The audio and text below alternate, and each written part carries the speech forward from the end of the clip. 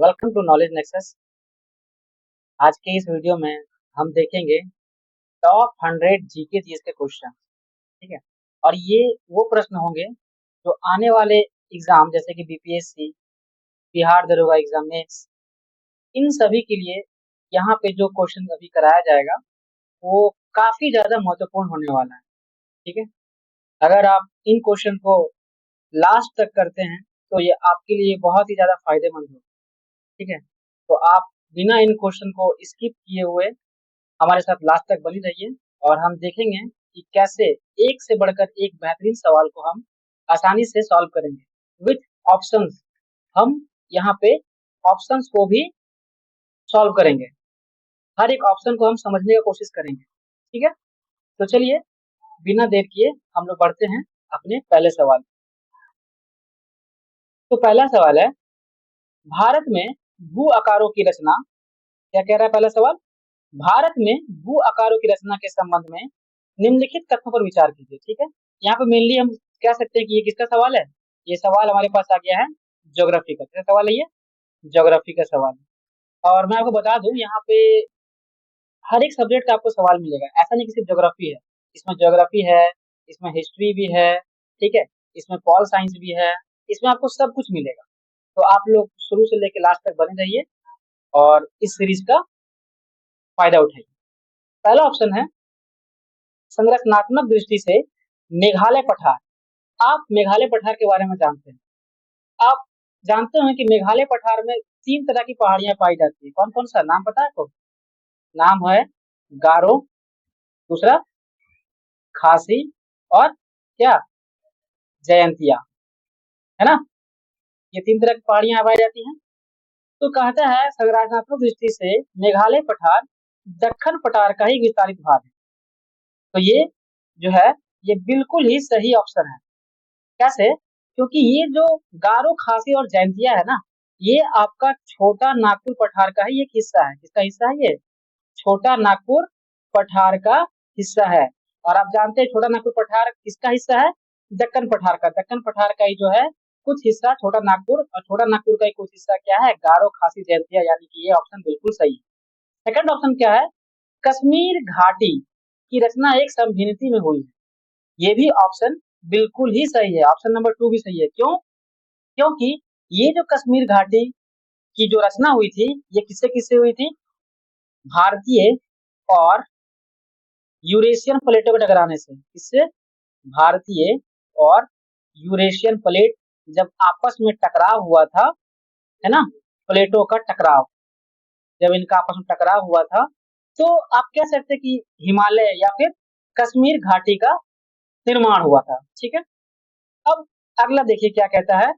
3 number option, Ganga का मैदान की रचना एक अग्रगर्त में हुई है। ये भी बिल्कुल सही है। क्यों? क्योंकि जब हिमालय का जब उत्थान हुआ, हिमालय जब ऊपर की ओर बढ़ा और प्रायद्वीपीय पठार का जो उत्तरी सीमा है वो नीचे की ओर धंस गया, तो इस जो धंसे हुए भाग में क्या हुआ? जलोढ़ का निक्षेपण हुआ। क्या हो गया? जलोढ़ मृदा का निक्षेपण हुआ, और इसलिए क्या हो गया? यहाँ पे, यहाँ पे हो गया गंगा का मैदान जो है, इसका रचना कहाँ हुआ था? अग्रगर्त में। ठीक है, लास्ट ऑप्शन क्या है? हिमालय की उत्पत्ति, देखिएगा ध्यान से, हिमालय की उत्पत्ति भारतीय प्लेट, यूरोपीय प्लेट तथा चीनी प्लेट के त्रिकोणीय अभिसरण के फलस्वरूप हुई है। ये कहीं भी जो है न्याय संगत नहीं है, लग रहा है ये ऑप्शन गलत है। क्यों? क्योंकि यहाँ पे कभी भी चीनी प्लेट या यूरोपीय प्लेट तो आएगा ही नहीं। ठीक है, यहाँ क्या आना चाहिए? यहाँ मैंने जैसे ऊपर बताया अभी क्या क्या था, इंडियन एंड कौन सा, यूरेशियन वाला। ठीक है, तो इस हिसाब से इसका सही आंसर क्या हो जाएगा? इसका बिल्कुल सही आंसर हो जाएगा ऑप्शन नंबर 1, 2, 3, यानी कि ऑप्शन नंबर ए। ठीक है, करेक्ट आंसर। ठीक है, अब हम लोग नेक्स्ट सवाल यानी क्वेश्चन नंबर 2 पे चलते हैं। ठीक है, आप देख रहे हैं कि मैं यहाँ पे लगभग हर एक ऑप्शन का जहां भी जरूरत पड़ रहा है मैं उसका क्या कर रहा हूँ? एक्सप्लेन कर रहा हूँ। ठीक है, तो ऐसे ही पूरा पढ़ने के लिए इस वीडियो को अंत तक देखिए। ये नहीं कि आप वीडियो शुरू किए, एक क्वेश्चन देखे, 2 क्वेश्चन देखे और फिर चले गए। ठीक है, क्वेश्चन नंबर 2, निम्न में से कौन सा कथन सत्य नहीं है? क्वेश्चन ध्यान से पढ़िएगा, कौन सा कथन सत्य नहीं है?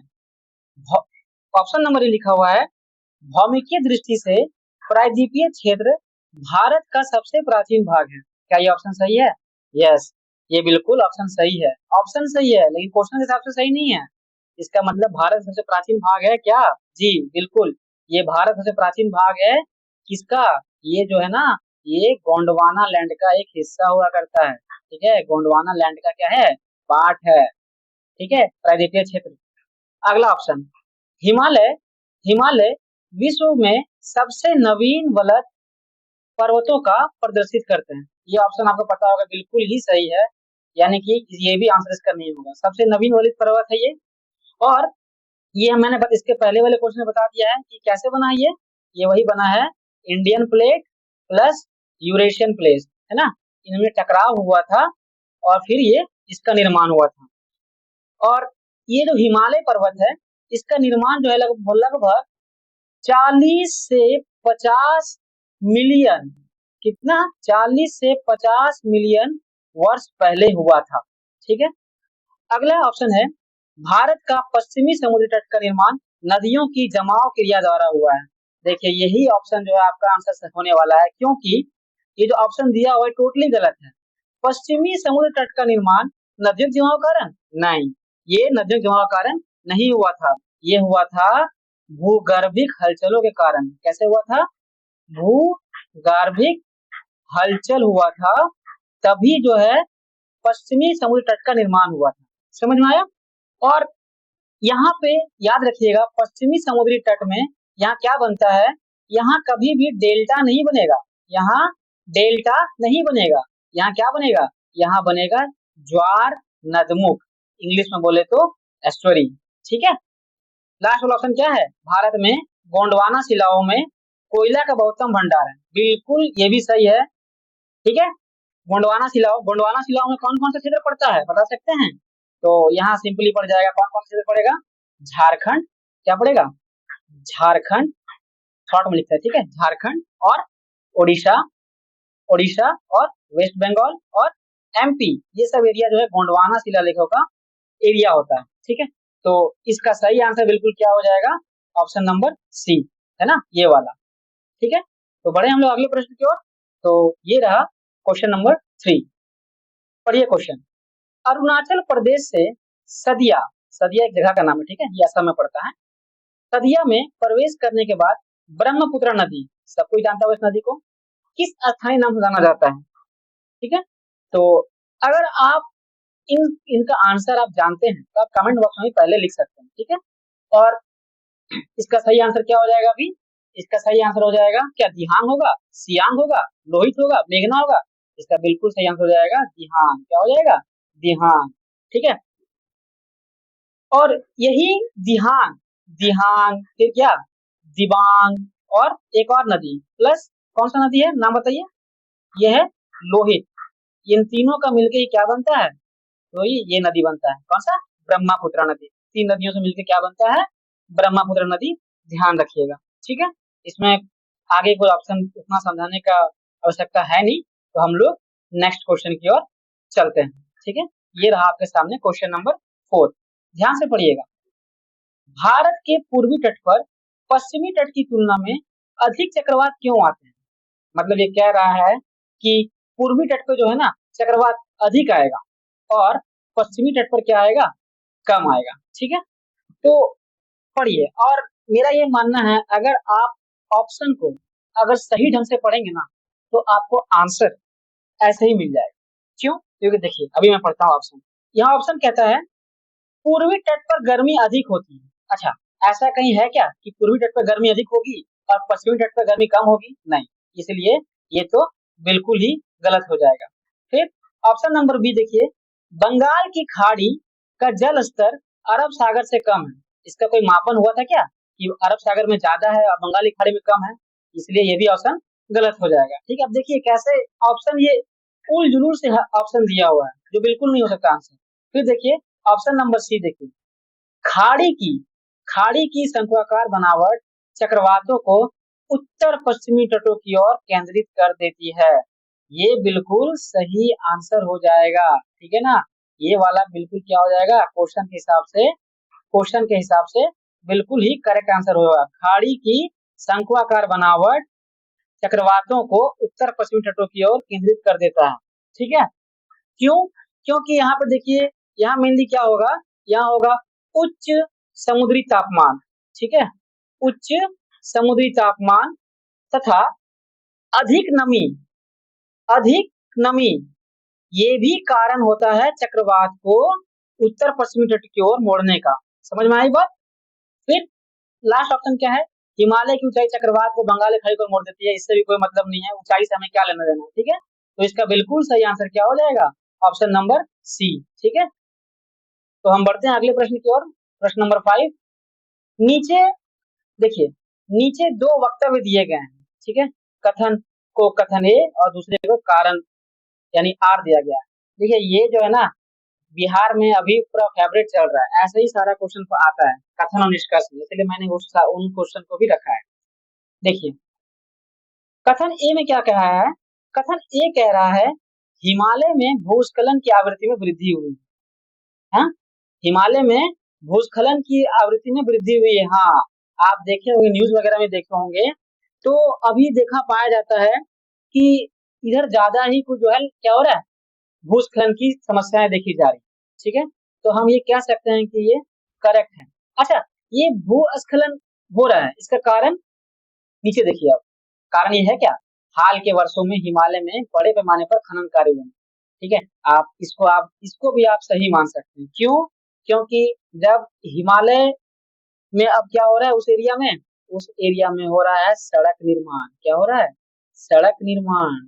और फिर आप देखते होंगे अभी हाल ही में नरेंद्र मोदी जी जो है एक ब्रिज का उद्घाटन किए थे, तो वो सब बनाएंगे, तो इरोजन तो होगा ही, भूस्खलन तो होगा ही, जल विद्युत परियोजना भी है कि नहीं, जल विद्युत परियोजना, इन सभी के लिए खनन कार्य जो होता है उस इसलिए भूस्खलन की समस्या आमतौर पर बढ़ती जा रही है। इसलिए हम कह सकते हैं इसका आंसर क्या हो जाएगा, इसका आंसर हो जाएगा ऑप्शन नंबर ए, कथन ए और कारण आर दोनों सही है तथा आर कथन ए की सही व्याख्या करता है, ठीक है। समझ में आई बात? ठीक है, वीडियो को अंत तक देखें और वीडियो अगर अच्छा लग रहा हो तो वीडियो को लाइक करें, ठीक है, और अपने दोस्तों के पास शेयर भी करें, और मेरा मनोबल को बढ़ाने के लिए चैनल को सब्सक्राइब जरूर करें, ठीक है। हम लोग अगले प्रश्न की ओर बढ़ते हैं, क्वेश्चन नंबर 6। नीचे नीचे दो वक्तव्य दिए गए हैं, कथन ए और दूसरा कारण आर, फिर से वही है, ये काफी ज्यादा आसान है, यूं कहीं तो लग रहा है ये रीजनिंग का प्रश्न। देखिए कथन एक क्या कहता है, गंगा बहुत ही प्रदूषित नदी है। ठीक है भाई, एक समय के लिए मान लेते हैं गंगा जो प्रदूषित नदी है, आप जानते भी है आजकल जो है नमामि गंगे, है ना, गंगा स्वच्छता का अभियान चलाया जा रहा है, इसलिए आप कह सकते हैं गंगा जो है बहुत ही प्रदूषित नदी है, ठीक है, यानी कि आप इसको जो है राइट ठहरा सकते हैं। ओके, अब कथन आर कहता है जो नदी जितनी पवित्र होगी वह उतनी ही अधिक प्रदूषित होगी। हाँ, ये कहीं यूनिवर्सल ट्रूथ तो है नहीं, जो जितना पवित्र होगा वो उतना ही प्रदूषित होगा, इसलिए ये ऑप्शन बिल्कुल ही रॉन्ग हो जाएगा, ठीक है। इसमें मुझे समझाने की आवश्यकता तो वैसे भी है नहीं, ठीक है, तो इसका आंसर क्या हो जाएगा, ए सही है परंतु आर गलत है, यानी कि ऑप्शन नंबर सी, ठीक है, ये वाला ऑप्शन, ठीक है। आगे बढ़े, क्वेश्चन नंबर 7। झारखंड में स्थित प्रसिद्ध तिलैया और मैथन बांधों का संबंध दामोदर की उस सहायक नदी से है जिसे दामोदर घाटी परियोजना का आधार स्तंभ माना जाता है। मतलब मेनली अब यही कह रहा है कि डीवीसी जो है ना, दामोदर वैली कॉर्पोरेशन, उसके लिए जो है मेन मेन रिवर का आप नाम बताइए, क्या बताइए, मेन रिवर का आपको नाम बताना है, तो क्या होगा, कोनार नदी होगा क्या, नहीं, बराकर, बोकारो नदी, नहीं, स्वर्णरेखा नदी, नहीं, सही आंसर क्या हो जाएगा, बराकर नदी, ठीक है, क्या हो जाएगा, बराकर नदी। अच्छा, आप यहाँ देखेंगे कि डीवीसी के जो है कुछ बांधों का नाम दिया गया है, जैसे कि ऊपर में दे दिया गया था क्या, तिलैया, ठीक है, और क्या दिया हुआ है, मैथन, है ना, तिलैया दिया हुआ है, मैथन दिया हुआ है, और आप दो नाम याद रखिएगा, कोनार, ठीक है, और पंचेत, ये जो है डीवीसी की जो है कुछ महत्वपूर्ण बांध है, ठीक है। और आप जानते होंगे कि जो दामोदर नदी है, ये जो दामोदर नदी है, ये क्या है, इसको कहते हैं सौरो ऑफ बंगाल, यानी कि सौरो ऑफ बंगाल यानी क्या, बंगाल का शोक, है ना, बंगाल का शोक, इतना तो सबको पता है, इजी क्वेश्चन है ये। फिर अब आप देखिएगा जो ये डीवीसी जो था, ये डीवीसी जो है ना, ये भारत की पहली पहली बहुउद्देशीय नदी घाटी परियोजना थी। क्या थी? पहली बहुउद्देशीय नदी घाटी परियोजना, नदी घाटी परियोजना। ठीक है। अगर मैं आपसे पूछूं कि इसका स्थापना कब हुआ था, तो इसकी स्थापना हुई थी 1978 में। 1978, अगर डेट बोला जाए तो 7 जुलाई। ठीक है, ध्यान रहेगा। ये सब सारी चीजें इंपॉर्टेंट है, आपके एग्जाम के दृष्टिकोण से काफी ज्यादा ये महत्व रखता है। ठीक है, तो आप इन चीजों को हो सके तो आप नोट कर लें। ठीक है, या फिर अगर आपको पीडीएफ चाहिए होगा तो आप कमेंट बॉक्स में बता सकते हैं कि आपको पीडीएफ चाहिए, तो मैं उसका भी प्रबंध कर दूंगा। ठीक है, पीडीएफ के लिए आप कमेंट कर दीजिएगा, पीडीएफ के लिए कमेंट कर दीजिएगा, मैं आपको जो है उसके लिए प्रबंध कर दूंगा। ठीक है, अब बढ़ते हैं हम लोग अगले प्रश्न की ओर। क्वेश्चन नंबर 8, भारतीय मानसून की प्रमुख विशेषता मौसमी विस्थापन है। इसका कारण देखिए, मौसमी विस्थापन से मतलब क्या है यहाँ पे। आप जानते हैं कि हमारे देश में एक जैसा मौसम तो रहता नहीं है ना। गर्मी, है ना, सर्दी, है ना, फिर बरसात यानी वर्षा, ये सब मौसमें हैं। तो इसका कारण क्या है, यही पूछा जा रहा है।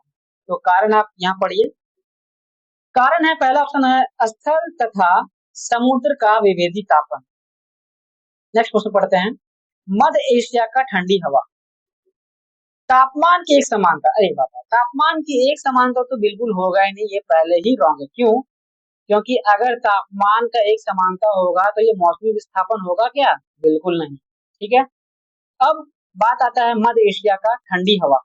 आप जानते हो कि मध्य एशिया की ठंडी हवा के बीच में हमारे रक्षक कौन? हिमालय महाराज खड़े हैं, है ना। ये वहां की ठंडी हवा को भारत में प्रवेश करने से रोक देते हैं, यानी ये तो बिल्कुल आंसर होगा ही नहीं।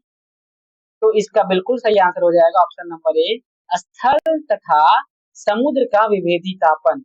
समझ में आया बात? स्थल तथा समुद्र का विभेदी तापन। अब हम लोग नेक्स्ट सवाल की ओर बढ़ेंगे। ठीक है, अगला प्रश्न, क्वेश्चन नंबर 9, पर्याप्त पर्याप्त मानसूनी वर्षा के बावजूद भारत को प्यासी धरती का देश समझा जाता है, इसका प्रमुख कारण क्या है? आपको पता होगा कि हमारे देश का जो जलवायु है वो क्या है? हमारे देश का जलवायु क्या है? उष्ण कटिबंधीय, उष्ण कटिबंधीय मानसूनी जलवायु, है ना। इतना आप लोगों को पता होगा क्योंकि आप लोग बीपीएससी का एग्जाम दे रहे हैं, बिहार दरोगा मेंस एग्जाम दे रहे हैं, तो पता होगा आपको, है ना। तो मैं इसमें ज्यादा टाइम वेस्ट नहीं करता हूँ, मैं आगे बढ़ता हूँ। कह रहा है प्यासी धरती को देश समझा जाता है, ऐसा क्यों? कारण क्या है? तो क्या वर्षा का पानी का शीघ्रता से भाप बनकर उड़ जाना?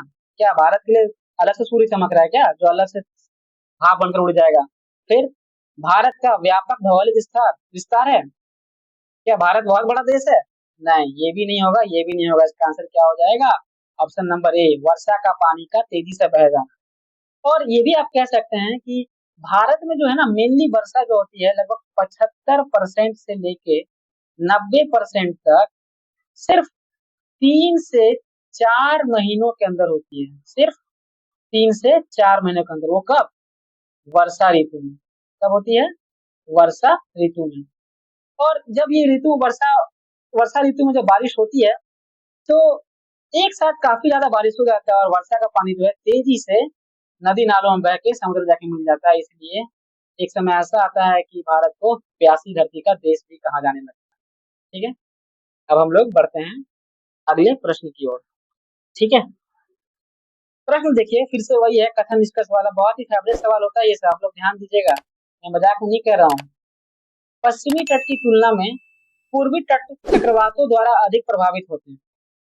या फिर से ये मैंने क्वेश्चन पीछे कुछ क्वेश्चन 5 या 6 में था ये क्वेश्चन, कि पश्चिमी तट की तुलना में पूर्वी तट चक्रवातों द्वारा अधिक प्रभावित होते हैं।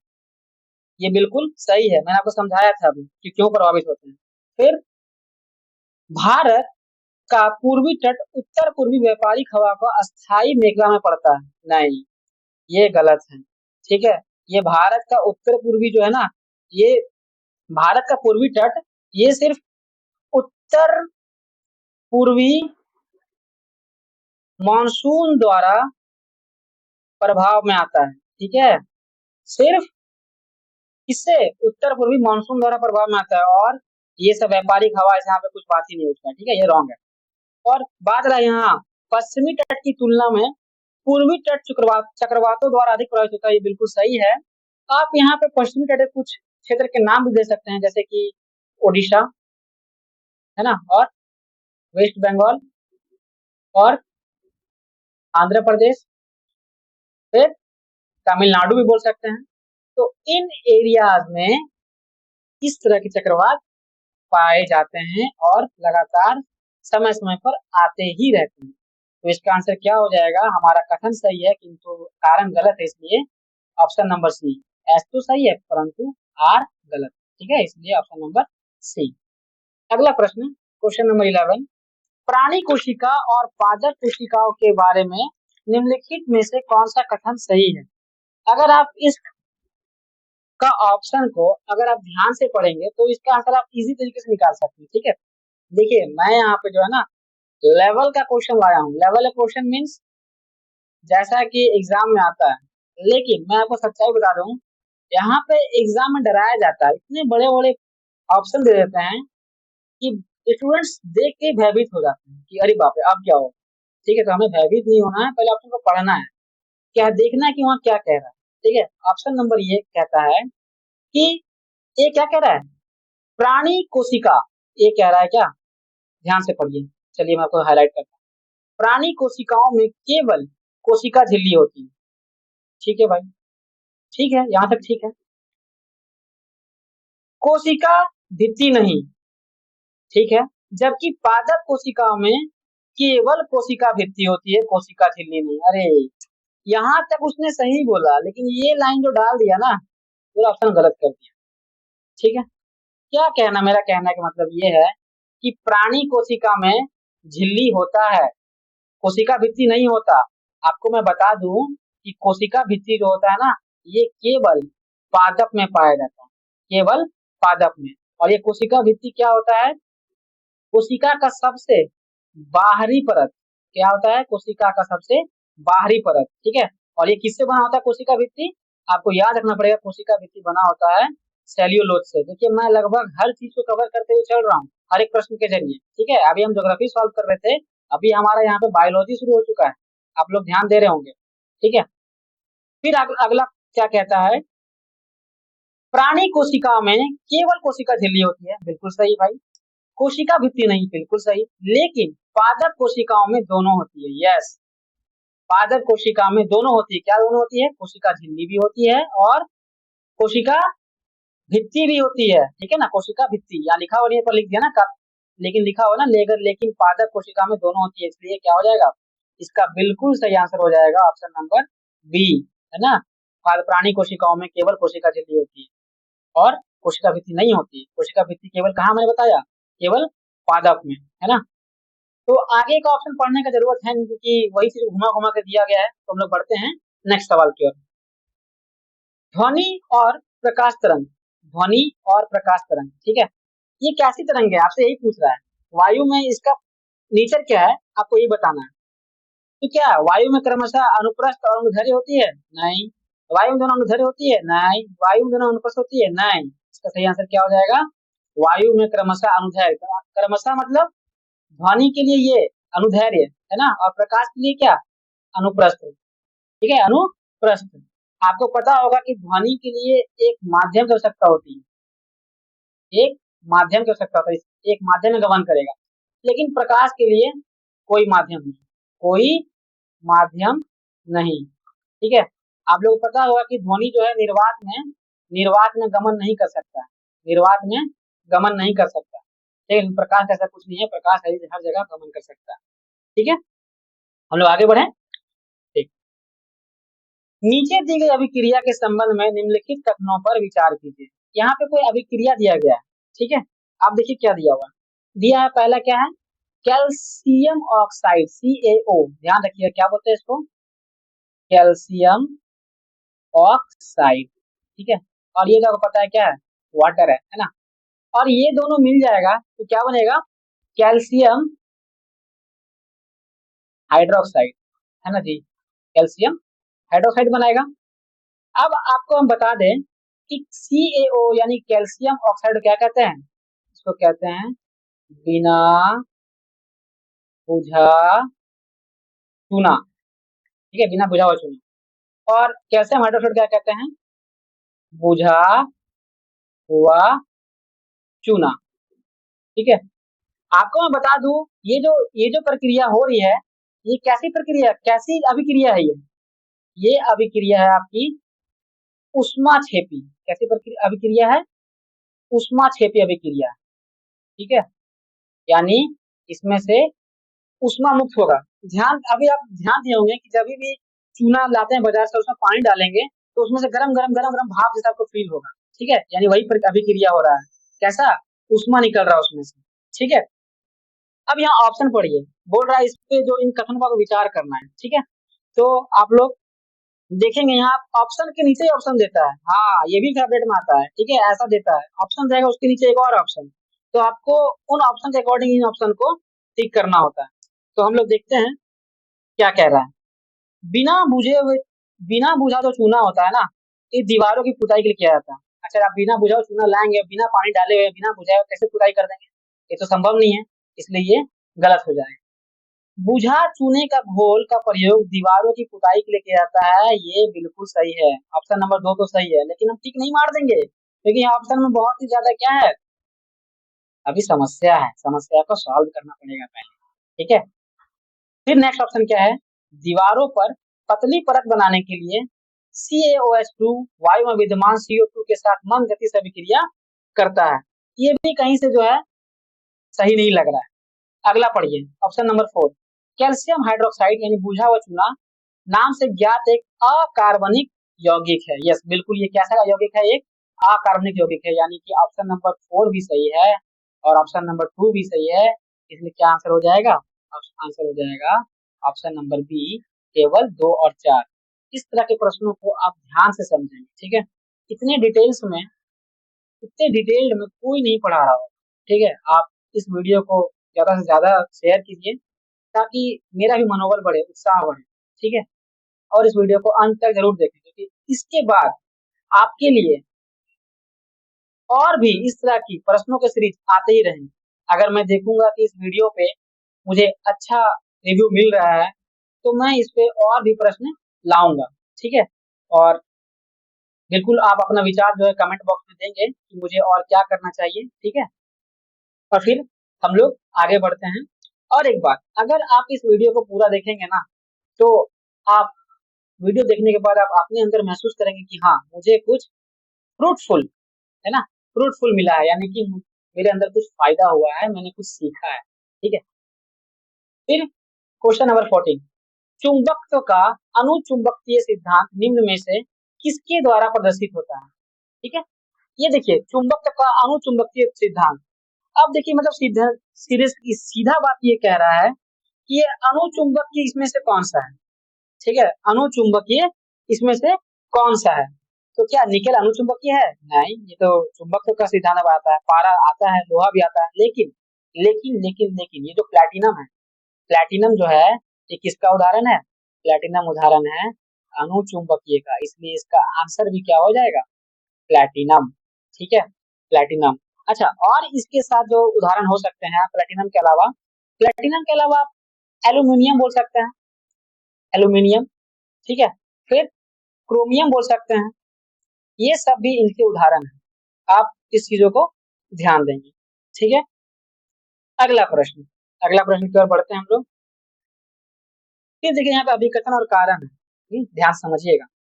अभिकथन ये कह रहा है, एक गिलास पानी में नमक का घोल समरस होता है, समरस मतलब, समरस मतलब, समरस मतलब बोल रहा है समांगी, यहाँ किसका बात हो रहा है, समांगी मिश्रण का बात हो रहा है ना, समांगी मिश्रण। तो क्या आप कभी भी पानी के ग्लास में उसमें अगर कोई नमक मिलाते तो क्या नमक मिलता है, बिल्कुल मिल जाता है, इसलिए यह ऑप्शन क्या होगा, सही हो जाएगा। एक पानी गिलास में नमक मिलाइएगा तो घोल कैसा होगा, समांगी मिश्रण होगा, ठीक है, क्योंकि नमक का जो कण होता है ना, वो पानी में अच्छे से घुल जाता है, ठीक है। फिर कथन कहता है पूरे हिस्से में समान संघटक वाला घोल समरस कहत होता है। पूरे हिस्से में समान संघटक वाला घोल, ये भी ऑप्शन सही है। पूरे हिस्से में समान संघटक अगर होगा तो घोल क्या कहलाएगा? समरस कहलाएगा। ठीक है, लेकिन अगर यही कह देता पूरे हिस्से में विभिन्न, क्या कह देता? विभिन्न। अगर विभिन्न कह देता तो ये फिर ऑप्शन गलत हो जाता। विभिन्न संघटक मतलब क्या हो जाता? तो यहाँ पे होता विसमांगी मिश्रण। दो तरह का मिश्रण होता है, आप लोग को पता होगा, है कि नहीं? समझ रहे ना? तो यहाँ पे इस क्वेश्चन के हिसाब से इसका आंसर हो जाएगा ऑप्शन नंबर ए तथा आर दोनों सही है तथा आर ए की सही व्याख्या करता है। ठीक है ना? अगले प्रश्न की ओर बढ़ते हैं। उत्कृष्ट धातुओं के संदर्भ में निम्नलिखित कथनों पर विचार कीजिए। उत्कृष्ट धातु, उत्कृष्ट धातु के बारे में जानते हैं आप लोग? उत्कृष्ट धातु वे धातु होते हैं जो हवा, कैसे धातु होते हैं? जो हवा के संपर्क में आने पर, हवा के संपर्क में आने पर क्या हो जाते हैं? संक्षारित, संक्षारित और ऑक्सीकृत नहीं होते हैं। ठीक है ना? और ऑक्सीकृत नहीं होते हैं, उसी को क्या बोलते हैं? उत्कृष्ट धातु। ठीक है ना? उत्कृष्ट धातु। तो ये कहता है कि उत्कृष्ट धातु प्रकृति में शुद्ध रूप में प्राप्त होती है। बिल्कुल, जब इसमें हवा लग के ये किसी भी प्रकार से इसको संक्षारित या ऑक्सीकृत नहीं करेगा तो क्या होगा? शुद्ध रूप से तो पाया ही जाएगा। ठीक है ना? फिर कहता है यूरे, अच्छा उत्कृष्ट धातु का हम लोग कुछ उदाहरण दे देते हैं। उदाहरण दे देते हैं, जैसे कि क्या उदाहरण देते हैं हम लोग? उत्कृष्ट धातु में, हाँ, उत्कृष्ट धातु जैसे गोल्ड आ गया, अभी लोग पीछे पढ़ रहे थे क्या? प्लेटिनम, ये सब क्या है? उत्कृष्ट धातु इत्यादि भी हो सकते हैं, बहुत सारे धातु ऐसे, फिलहाल मैं दो बता रहा हूँ। सेकंड ऑप्शन कहता है यूरेनियम एवं सीसा उत्कृष्ट धातु उदाहरण है। बिल्कुल गलत, बिल्कुल ही गलत, क्योंकि यूरेनियम क्या है? यूरेनियम है रेडियोधर्मी, रेडियोधर्मी धातु, रेडियोधर्मी, है ना? और सीसा क्या है? सीसा एक भारी धातु, सीसा एक भारी धातु, यानी ये ऑप्शन तो रॉन्ग हो जाएगा, ये ऑप्शन रॉन्ग हो जाएगा। इसलिए ऑप्शन क्या हो जाएगा? क्वेश्चन नंबर 16 का आंसर हो जाएगा केवल एक। ठीक है ना? केवल एक।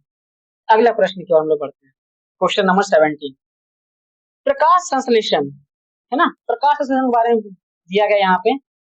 यहाँ पे कौन ऐसा होगा जो प्रकाश संश्लेषण के बारे में नहीं जानता होगा? सभी को जानते होगा। ठीक है, तो इसमें हम लोग देखते हैं किसका आंसर क्या सही है, कौन सा कथन सही है, ये पूछ रहा है। ये आप लोग ध्यान दीजिएगा, क्या सही है क्या गलत है वो बताने बोल रहा है। ठीक है, आप लोग पूरा पढ़ते नहीं और जवाब दे देते हैं, इससे परीक्षा में गलत हो जाता है। पहला ऑप्शन है प्रकाश ऊर्जा सीधे गतिज ऊर्जा में रूपांतरित हो जाता है।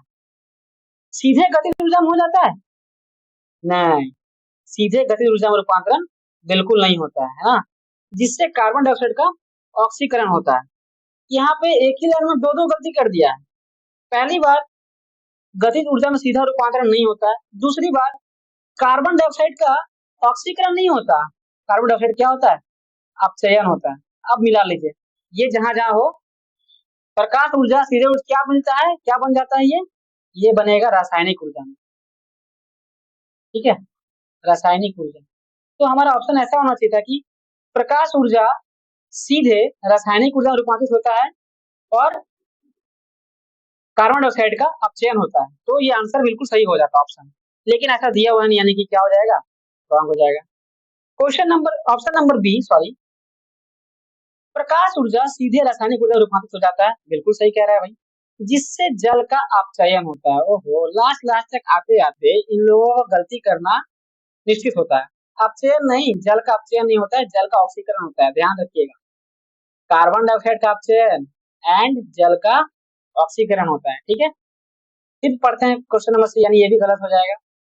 पर्णहरित यानी क्लोरोफिल प्रकाश की रासायनिक ऊर्जा को अवशोषित करता है, जिससे कार्बन डाइऑक्साइड का ऑक्सीकरण होता है। फिर वही बात मैंने क्या बताया, कार्बन डाइऑक्साइड का ऑक्सीकरण नहीं होता है, कार्बन डाइऑक्साइड का अपचयन होता है। ठीक है, बार बार लिखने की जरूरत नहीं है। तो अब जब तीनों गलत हो गया है तो जाहिर सी बात है ऑप्शन नंबर डी ही सही होगा। चलिए पढ़ लेते हैं, एक बार याद हो जाएगा। क्लोरोफिल प्रकाश ऊर्जा को अवशोषित करता है, बिल्कुल सही बात है, जिससे जल अणुओं का विभाजन होता है। हाँ, एवं प्राप्त ऊर्जा वाहकों द्वारा कार्बन डाइऑक्साइड का अपचयन होता है, बिल्कुल सही, कार्बन डाइऑक्साइड अपचयन हो जा रहा है। CO2 का क्या हो रहा है, अपचयन हो रहा है, और क्लोरोफिल जो है प्रकाश ऊर्जा को अवशोषण कर रहा है, यानी कि ऑप्शन नंबर डी जो है बिल्कुल ही सही आंसर हो जाएगा। 17 नंबर क्वेश्चन हमारा यहाँ पे समाप्त होता है। क्वेश्चन नंबर 18, अभिकथन और कारण फिर से दिया गया है यहाँ पे। एक पूर्णतः घर्षणहीन पृष्ठ पर खड़ा एक व्यक्ति सीटी बजाने से अपने को गति मिला सकता है। क्या क्या ऑप्शन देता है बताइए। मतलब अगर हम कहीं पे खड़े हैं, ठीक है, और वहां पे बिल्कुल ही घर्षण नहीं है, तो वहां पे अगर हम क्या सीटी बजाएंगे तो हम हिलने लगेंगे? हाँ, बिल्कुल नहीं। किसी भी आदमी को या किसी भी वस्तु को गति में लाने के लिए क्या जरूरी होता है?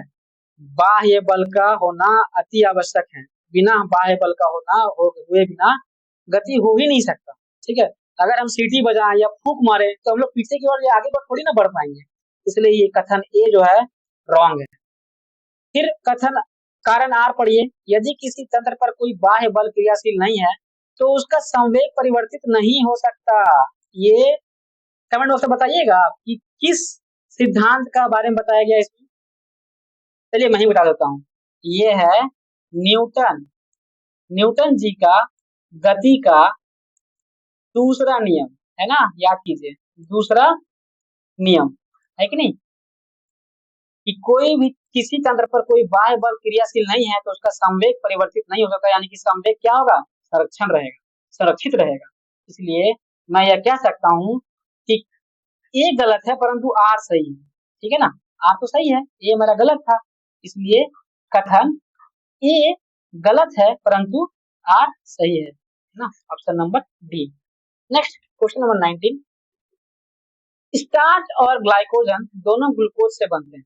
स्टार्च और ग्लाइकोजन दोनों ग्लूकोज से बनते हैं। इसके बाद अगर हम ऑप्शन को देखेंगे तो ऑप्शन में क्या कहता है? स्टार्च यकृत में विद्यमान होता है। कहाँ होता है? स्टार्च यकृत में विद्यमान होता है। आगे, और ग्लाइकोजन लाल रक्त कोशिकाओं में विद्यमान होता है। क्या ये सही है? क्या ये सही है? देखिए पहले हम लोग यहाँ पर आते हैं, ये चीज समझते हैं। ग्लाइकोजन जो होता है ना, ग्लाइकोजन और स्टार्च शुरुआत समझते हैं, भागते नहीं है स्पीड में, क्योंकि स्पीड में भागने से फायदा नहीं है। ये ग्लूकोज का बहुलक है, ग्लूकोज के बहुलक होते हैं। ठीक है, और ये क्या करते हैं? ये ऊर्जा का भंडारण करते हैं। क्या करते हैं? ऊर्जा का भंडारण करते हैं। राइट, अब हम लोग ऑप्शन पे आते हैं।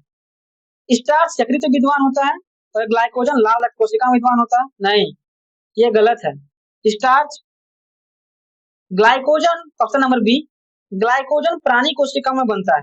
हाँ, ग्लाइकोजन प्राणी कोशिका में बनता है किंतु स्टार्च पादप कोशिका में बनता है। यही मैं ढूंढ रहा था, ऑप्शन नंबर बी, क्योंकि स्टार्च जो है पादप कोशिका में बनेगा। ठीक है, और ग्लाइकोजन जो है ना, ग्लाइकोजन कहाँ बनेगा? मनुष्यों में यकृत और मांसपेशियों में। ठीक है, यकृत और मांसपेशियों में, यानी ऑप्शन नंबर 2 जो है बिल्कुल सही होगा। लेकिन याद रखिए ग्लाइकोजन कहाँ बनेगा? यकृत और मांसपेशियों में। स्टार्च कहाँ होगा? पादप के लिए होगा। ठीक है, स्टार्च और ग्लाइकोजन दोनों प्राणी और पादप कोशिका में विद्यमान होते हैं? नहीं, मैंने बताया स्टार्च केवल कहाँ? पादप में, और ग्लाइकोजन प्राणी में। ठीक है, ये कंप्लीट हो गया क्वेश्चन। अगला क्वेश्चन, क्वेश्चन नंबर 20, जल के गुणधर्मों के संदर्भ में निम्नलिखित कथनों में विचार कीजिए। क्या कहता है? जल आयनिक यौगिक का सर्वश्रेष्ठ विलायक है, सही है, लेकिन सहसंयोजक यौगिक का अल्प विलायक है। बिल्कुल, एक्चुअली होता क्या है ना, कि जो ये सहसंयोजक होता है, ये सहसंयोजक जो होता है ये अल्प, ये होता है अध्रुवीय होता है। क्या होता है? सॉरी, ये होता है अध्रुवीय। इस कारण से जो है ना, ये अल्प विलायक हो जाता है जल सहसंयोजक यौगिक के लिए। इसलिए ऑप्शन नंबर ए तो बिल्कुल सही होगा। ठीक है, और आगे देखते हैं। जल सहसंयोजक यौगिक का सर्वश्रेष्ठ विलायक है, लेकिन आयनिक यौगिक का अल्प विलायक है। यहाँ जो पढ़ा ये सही किया, यहाँ उसका उल्टा लिख दिया, यानी कि ये तो गलत होगा, क्योंकि मैंने ऊपर सही कर चुका हूँ मैं। आयनिक यौगिक का सर्वश्रेष्ठ विलायक कौन है? जल, और सहसंयोजक यौगिक का अल्प विलायक है। बिल्कुल सही होगा, इसी को आप लोग याद कीजिएगा। जल का घनत्व, ऑप्शन नंबर 3, जल का घनत्व अधिकतम 277 केल्विन तापमान पर होता है। बिल्कुल सही है, और अगर यही 270 केल्विन तापमान को बदले तो कितना हो जाएगा सेल्सियस में? 4 डिग्री सेल्सियस। याद रखिएगा, ठीक है। यानी जल का घनत्व अधिकतम कहाँ होता है? 4 डिग्री सेल्सियस। इसलिए हम कह सकते हैं कि ऑप्शन नंबर 1 और 3 बिल्कुल हमारा करेक्ट आंसर है, ठीक है। अगला प्रश्न, निम्नलिखित कथनों पर विचार कीजिए। यहाँ पे फिर से वही अभिकथन और कारण वाला प्रश्न है। अभिकथन कहता है कवक मूल संगुणन परजीविता का एक उदाहरण है। ये जो अभिकथन है ये गलत हो जाएगा। क्यों? क्योंकि जो ये कह रहा है कि संगुणन परजीविता का उदाहरण है, ये परजीविता का नहीं, ये है सहजीविता का उदाहरण है, ठीक है। ये जो कवक होता है ना, ये कवक मूल सहजीविता का उदाहरण होता है। कारण जानिए, कारण सही है कि नहीं। यह एक पौधे की जड़ और कवक के बीच एक प्रकार का संगुणन है। जी बिल्कुल, कवक और पौधे के बीच में एक प्रकार का क्या है? संगुणन है। वो कैसे? क्योंकि कवक जो है ना पौधे को पानी और पोषक तत्व अवशोषित करके देता है। कौन? कवक। और बदले में पौधे क्या देते हैं?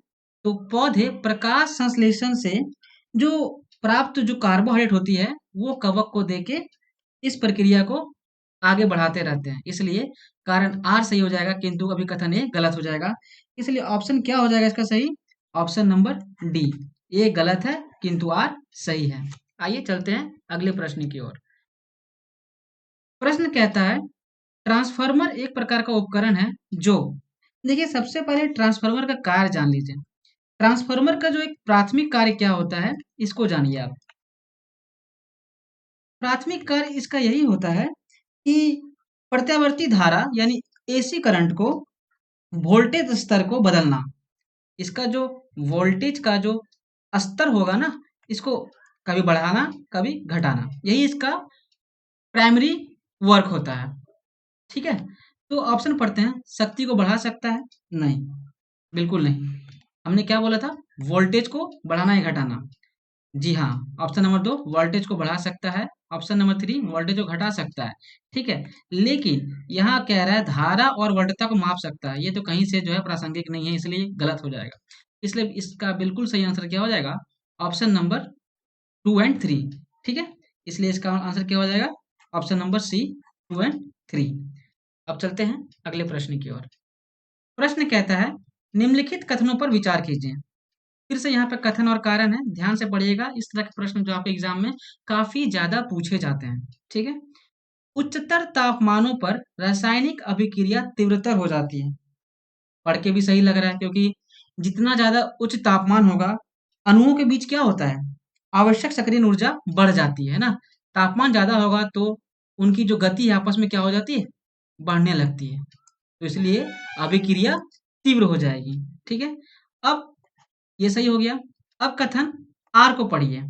आर कहता है उच्चतर तापमान पर आणविक गति अधिक हो जाती है। ये भी सही है, ये भी बिल्कुल सही है, जैसे कि मैंने ऊपर ही बताया है ना, बढ़ जाती है।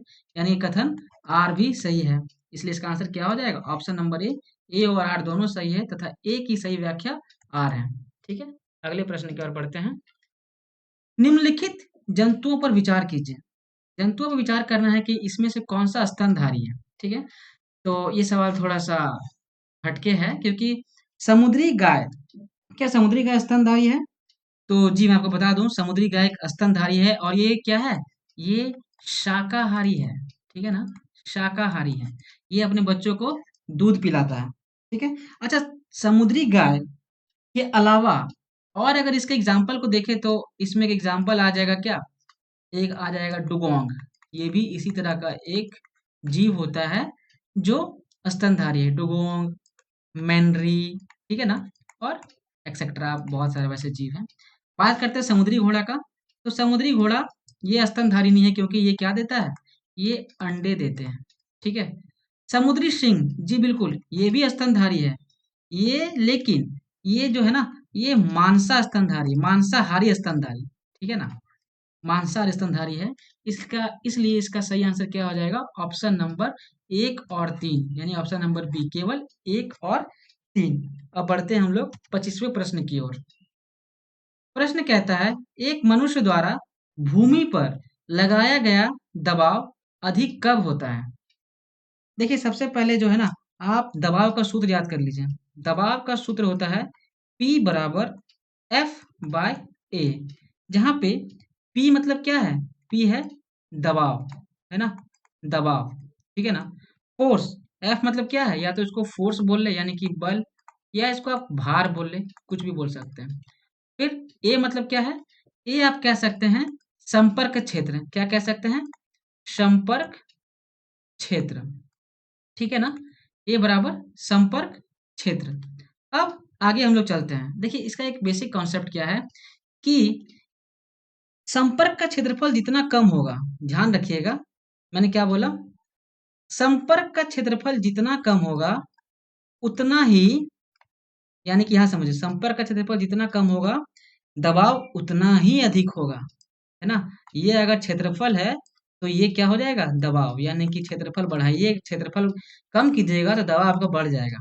अब यहाँ पढ़िए, जब वह भूमि जब वह नीचे भूमि पर लेट जाता है, आप देखिए जब आप भूमि पर लेट जाएंगे तो आपका क्षेत्रफल बढ़ जाएगा, है ना, आपका संपूर्ण शरीर का हिस्सा जो है जमीन से टच करेगा, इसलिए तो गलत हो जाएगा, इसलिए ऑप्शन नंबर ए गलत। फिर ऑप्शन बी कहता है जब वह एक पैर की पादांगुली यानी कि पैर की उंगलियों पर खड़ा होता है, आगे पढ़ते हैं, जब वह दोनों पैरों को भूमि पर सपाट रखकर खड़ा होता है, यहाँ पे दोनों पैर का बात आ गया, और उपयुक्त वाला अभी देखेंगे नहीं हम लोग, ठीक है।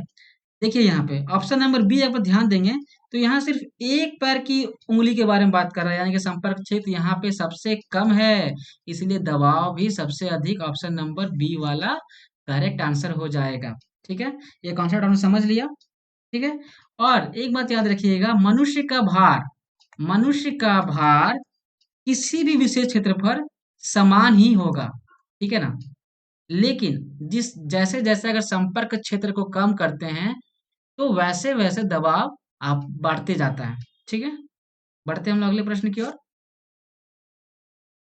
प्रश्न कहता है कि निम्नलिखित कथनों पर विचार कीजिए, ठीक है। कथन और कारण, फिर से, ठीक है ना, देख रहे हैं ना कितना सारा कथन और कारण वाला सवाल है ना। रासायनिक तत्वों की आवर्त सारणी में इलेक्ट्रॉन बंधुता किसी एक वर्ग में सदैव ऊपर से नीचे की ओर क्या है? बढ़ती है। बढ़ती है क्या? नहीं नहीं नहीं, बढ़ती नहीं है, ऊपर से नीचे की ओर क्या होती है? घटती है। इसमें तो समझाने की आवश्यकता ही नहीं है, ठीक है ना, क्योंकि टाइम वेस्ट तो करना नहीं है हमें। फिर कारण कहता है किसी एक वर्ग में परमाणुीय त्रिज्या सामान्यतः ऊपर से नीचे की ओर बढ़ती है, ये बिल्कुल सही है। त्रिज्या बढ़ती है लेकिन बंधुता घटती है ना, है ना, इस क्लियर है। इसलिए इसका ऑप्शन क्या हो जाएगा? ऑप्शन नंबर हो जाएगा इसका डी। क्या हो जाएगा? Option number D. एक गलत है किंतु आर सही है। हम लोग बढ़ते हैं अगले प्रश्न की ओर। एम्फीबिया, इसके बारे में सभी को पता होगा ना, सबसे आसान सवाल इस क्लास का। एम्फीबिया क्या बतलाता है? एम्फीबिया क्या है? एम्फीबिया मतलब क्या होता है, हिंदी में बोले तो उभयचर। क्या होता है? उभयचर। वैसे जीव जो जल एवं स्थल दोनों पर रह सकते हैं। तो ऐसा ऑप्शन कहीं दिख रहा है आपको? बिल्कुल ही दिख रहा होगा, ऑप्शन नंबर डी, जल एवं स्थल दोनों पर ही रह सकने वाले पशु को ही एम्फीबिया, एम्फीबियन, उभयचर कहते हैं, ठीक है। पढ़ते हैं अगले प्रश्न की ओर। क्वेश्चन नंबर 28 कहता है, क्वेश्चन 28, निम्नलिखित कथनों पर विचार कीजिए। फिर से कथन और कारण है। तापमान में वृद्धि के साथ ग्लिसरीन की सायंता बढ़ जाती है। बताइए, सायंता बढ़ेगी तापमान बढ़ाने के साथ साथ या घटेगी? ये कथन गलत हो जाएगा। बोलिए क्यों? क्योंकि जैसे तापमान बढ़ाएंगे ना सायंता घटेगी, सायंता घटेगी, है ना। और गर्म करने पे जो है ना, गर्म करने पे ग्लिसरीन क्या हो जाएगा? पतला हो जाएगा, है कि नहीं? ग्लिसरीन पतला हो जाएगा। अब बढ़ते हैं, कथन ये तो गलत हो गया, कारण पढ़िए। तापमान में वृद्धि अणुओं की गतिज ऊर्जा को बढ़ा देती है। ये सबसे सिंपल कॉन्सेप्ट है, हमने पिछले क्वेश्चन में भी हमने देखा था इसको, इसलिए कारण आर तो हमारा बिल्कुल ही सही हो जाएगा। इसलिए हम कह सकते हैं इसका सही आंसर हो जाएगा ऑप्शन नंबर डी। ए गलत है किंतु आर सही है ना। कथन हमारा ये गलत था लेकिन कारण हमारा आर सही था। इसलिए बढ़ते हैं हम अब अगले प्रश्न की ओर। निम्नलिखित अम्लों में से किस अम्ल का उपयोग कार की बैटरियों में किया जाता है? ठीक है, कार की बैटरियों में क्या आता है बताइए, किसका क्या आता है? तो एस क्या है, वो एसिटिक अम्ल है, हाइड्रोक्लोरिक अम्ल है, या नाइट्रिक अम्ल है? इसका सही आंसर हो जाएगा, इसका सही बिल्कुल हो जाएगा ऑप्शन नंबर सी, सल्फ्यूरिक अम्ल। सल्फ्यूरिक अम्ल को शॉर्ट में क्या बोलते हैं, इसका फॉर्मूला क्या है? H2SO4, है ना? इसलिए इसका सही आंसर हो जाएगा सल्फ्यूरिक अम्ल, यही बैटरी में डाला जाता है। समझ में आया ना? अगले प्रश्न की ओर चलते हैं। अब कथन, फिर से यहाँ पे देखिए कथन और कारण वाला सवाल आ गया है। कहता है सवाल, कथन ए को पढ़ेंगे ध्यान से, कि मानव शरीर में यकृत वसा के पाचन में महत्वपूर्ण भूमिका निभाता है। क्या ये सही है? ये बिल्कुल सही है। वसा का पाचन में यकृत का जो है ना, बहुत ही बड़ा रोल होता है। और ध्यान रखिएगा, ये जो है ना यकृत, किसका उत्पादन करता है? पित्त का उत्पादन करता है, पित्त का उत्पादन करता है। ओके, आगे पढ़ते हैं, कारण पढ़ते हैं। यकृत दो महत्वपूर्ण वसा पाचक एंजाइम उत्पन्न करता है।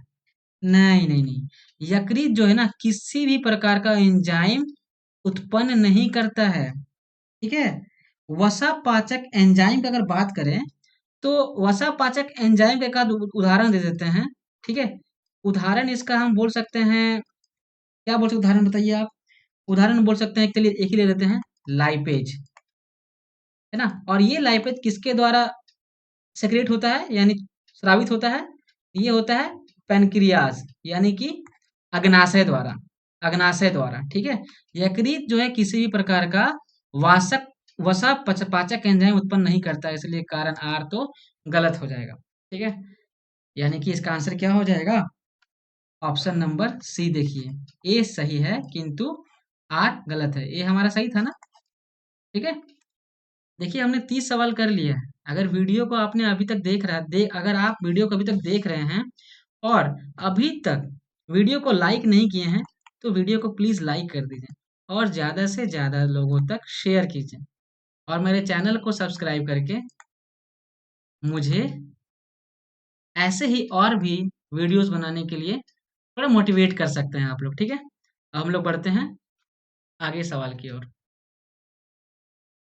प्रश्न 31 नंबर क्या कहता है, जरा देखें फिर से, कथन और कारण, है ना? मैंने आपके एग्जाम के दृष्टिकोण से देखते हुए सारे क्वेश्चन को अरेंज किया है कि क्या एग्जाम में आ सकता है, कैसा उसका लेवल हो सकता है, ठीक है ना? यहाँ नाम भी तो है ना, बीपीएससी एडीओ बिहार दरोगा मेंस एग्जाम, है ना? मेंस, समझ में आ रही है बात? तो पढ़ते हैं हम लोग, आप क्वेश्चन पढ़ते हैं। 1859 का नील विद्रोह केवल किसानों का एक स्वतः स्फूर्त आंदोलन नहीं था, बल्कि इसे समाज के अन्य वर्गों का भी समर्थन प्राप्त था। क्या ये सही है? क्या नील विद्रोह केवल किसान द्वारा किया गया था, या उसके साथ और भी विभिन्न लोग आए थे? जी बिल्कुल, यहाँ ऑप्शन जो दिया हुआ है ये बिल्कुल सही है, क्योंकि नील विद्रोह जब 1859 में हुआ था, तो उस समय सिर्फ किसानों ही नहीं, किसान के अलावा बुद्धिजीवियों, है ना, बुद्धिजीवियों, और इसके साथ साथ पत्रकारों ने भी भूमिका निभाई थी। पत्रकारों, और फिर कौन? जमींदार, ये सभी मिलके नील विद्रोह के खिलाफ अपनी आवाज को उठाए थे। समझ में आ रही है बात? अब कथन आर को पढ़ते हैं, कारण, कारण पढ़ते हैं।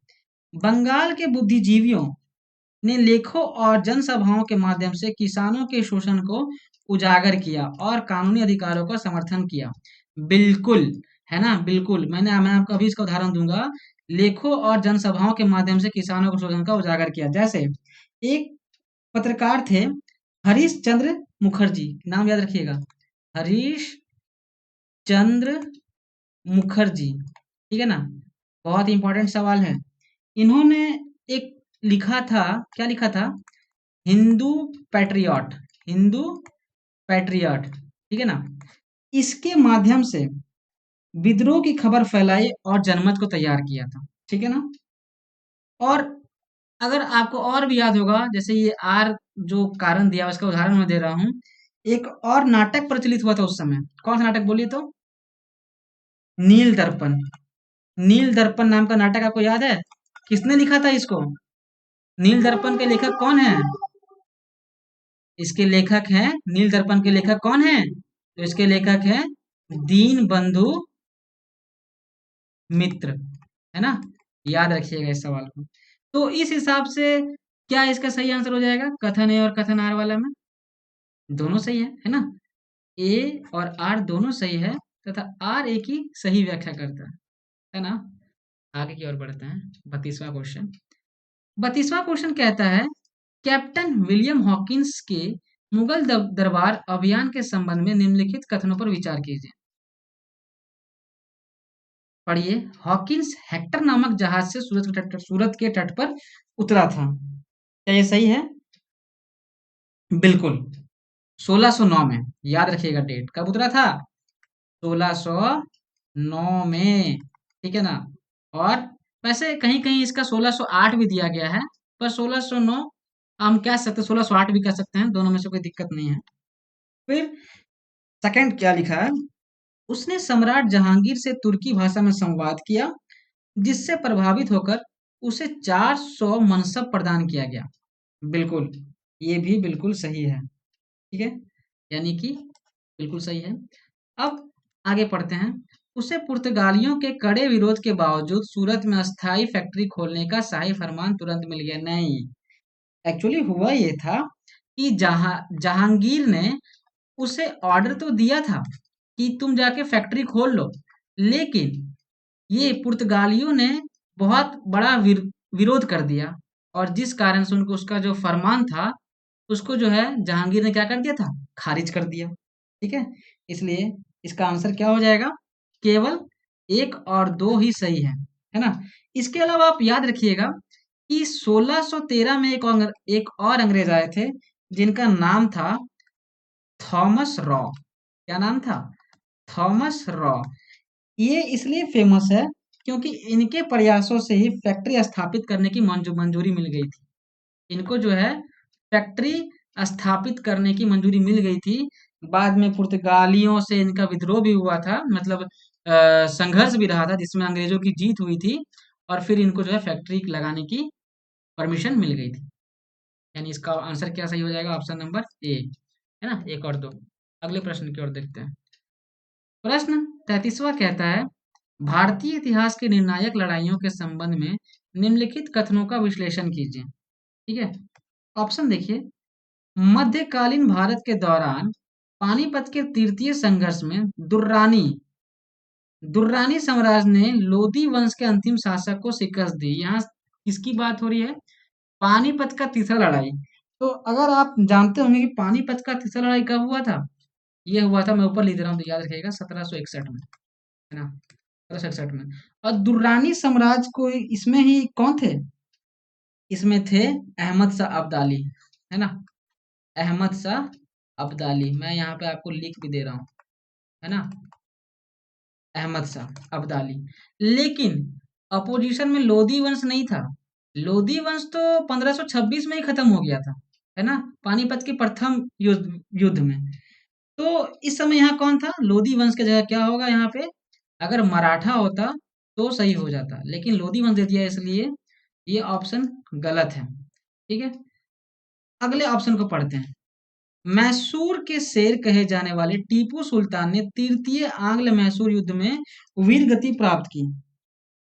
तृतीय आंग्ल मैसूर युद्ध में वीर गति प्राप्त नहीं की थी इन्होंने। इन्होंने वीर गति प्राप्त की थी चौथे वाला में। चौथा वाला में। चौथा वाला कब हुआ था? 1799 में।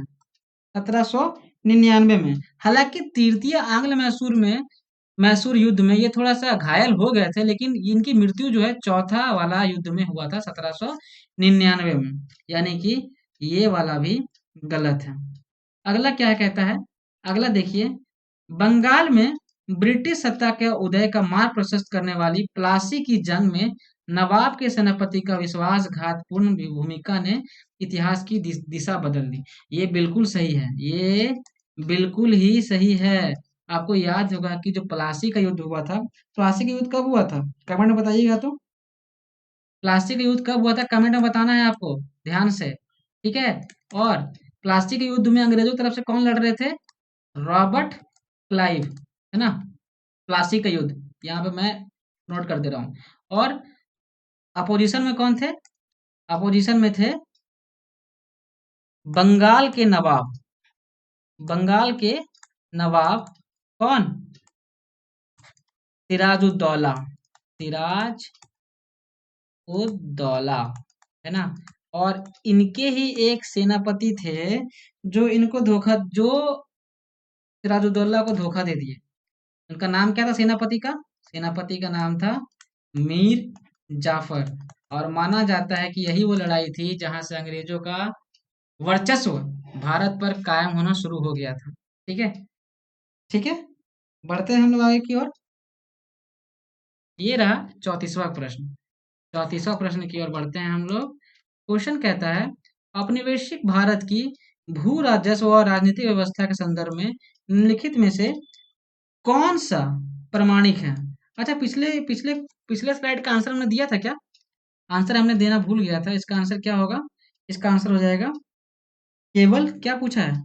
अच्छा, कौन सा असत्य है? ये हम लोग ध्यान नहीं देते हैं, पर ये हमें ध्यान देना पड़ेगा। क्या पूछ रहा है? कौन सा असत्य है? तो असत्य कौन सा था? 1 और 2, इसलिए इसका सही जवाब क्या हो जाएगा? ऑप्शन नंबर ए, है ना। Option number A. वरना अगर इसको बिना पढ़े हुए अगर आंसर दे देते आप लोग तो केवल 3 देके आ जाते हैं, है ना। इसलिए कहा जाता है क्वेश्चन को पूरा पढ़ना चाहिए। ठीक है, पढ़ते हैं फिर से अगले प्रश्न की ओर। औपनिवेशिक भारत की भू राजस्व और राजनीतिक व्यवस्था के संदर्भ में निम्नलिखित कौन सा विवरण प्रमाणिक है? 1857 के विद्रोह के दौरान एक बड़े प्रभावशाली वर्ग के रूप में जमींदारों ने अपने हितों की रक्षा के लिए ब्रिटिश सत्ता का पक्ष लिया। ये बिल्कुल सही है। ये जो बड़े प्रभावशाली जो वर्ग थे, इनको डर था कि अगर अगर विद्रोह सफल हो गया तो उनकी जो जमींदारी है, उनकी जमींदारी और विशेष अधिकार उनसे क्या हो जाएगा? छीन लिया जाएगा। इसलिए ये लोग जो है पहले से ही अंग्रेजों की ओर पक्ष ले लिया। ठीक है, अगला ऑप्शन पढ़ते हैं। 1784 के पिट्स इंडिया एक्ट ने पहली बार औपचारिक रूप से स्वीकार किया कि जमींदार ही भूमि के वास्तविक स्वामी और लगान संग्रह करता है। नहीं, ये गलत हो जाएगा। एक्चुअली इसकी जगह क्या होता? इसकी जगह होता कि अगर 1793 में क्या आया था? अस्थाई बंदोबस्त। अस्थाई बंदोबस्त में इस तरह की व्यवस्था का प्रमाण मिलता है। ठीक है ना, इसलिए ऑप्शन नंबर 2 गलत हो जाएगा। ऑप्शन नंबर 3 पढ़िए, मतलब क्वेश्चन का ऑप्शन 3 पढ़िए। लॉर्ड कॉर्नवालिस द्वारा लागू इस्तमरारी बंदोबस्त अपनी प्रारंभिक अवस्था में एक 10 वर्षीय संविधात्मक योजना थी। बिल्कुल, ये जो है एक 10 वर्षीय संविधात्मक योजना थी। इस्तमरारी बंदोबस्त, लॉर्ड कॉर्नवालिस, इंपॉर्टेंट है। इस्तमरारी बंदोबस्त कब हुआ था? ये डेट याद रखिएगा, ईयर याद रखिएगा, 1790 में। ठीक है, तो इस हिसाब से इस सवाल का सही जवाब क्या हो जाएगा? 1 और 3 सही है। क्या सही है? ऑप्शन नंबर सी, 1 और 3 सही है। आइए बढ़ते हैं अगले प्रश्न की ओर। प्रश्न 35वां। ब्रिटिश कालीन भारत में किस कानूनी अधिनियम ने ईसाई मिशनरियों को के लिए भारत के द्वार खोल दिए, जिससे जनजातीय क्षेत्रों और समाज के वंचित वर्गों में सांस्कृतिक व धार्मिक परिवर्तन का मार्ग प्रशस्त हुआ? किस कानून द्वारा ऐसा किया गया था?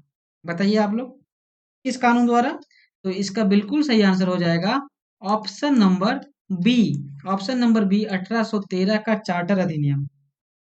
इसी के माध्यम से ईसाई मिशनरियों के लिए भारत के द्वार खोल दिए गए। यहाँ पे ईसाइयों का ईसाइयों का जो धर्म था, है ना, उसका प्रचार प्रसार, ईसाई धर्म का प्रचार प्रसार इसी एक्ट के तहत होना शुरू हुआ था। ठीक है ना, ठीक है, बढ़ते हैं अगले प्रश्न की ओर। अगला प्रश्न कहता है, प्रश्न 36वां। 1857 के स्वतंत्रता संग्राम के दौरान उस विद्रोही प्रकाश स्तंभ की पहचान कीजिए जिसे पकड़ने के लिए ब्रिटिश सरकार ने 50,000 रुपए का इनाम घोषित किया था। 50,000 रुपए का इनाम किसके लिए घोषित किया गया था? ऑप्शन है नवाब लियाकत अली, मौलवी अहमदुल्ला शाह, मौलवी इमदादुल्ला या खान बहादुर खान। बताइए।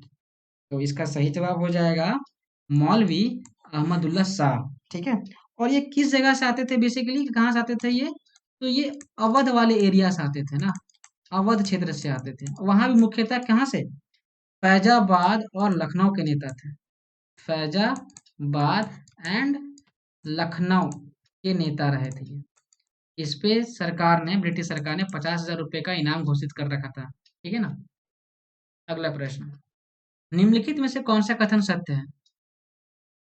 खासी विद्रोह, देखिए यहाँ पे, खासी विद्रोह 1829-33 के नेतृत्व में तीरथ सिंह ने किया था। क्या ये सही है?